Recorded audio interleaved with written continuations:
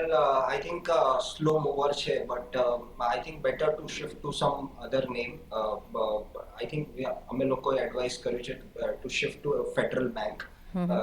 Seems to be a better option. Okay, તો federal બેંકમાં અત્યારના એન્ટ્રી લેવાય? Yes, yes. ઓકે, તો મે બી તમારે થોડો લોસ સહન કરવો પડશે અને પછી તમે ફેડરલ બેંક તરફ જોઈ શકો છો. પણ જતીન, કોઈ ઉછાળો પોસિબલ છે આઈડીએફસી ફર્સ્ટ બેંકમાં જેથી એમનો લોસ કર્ટેલ કરી શકાય?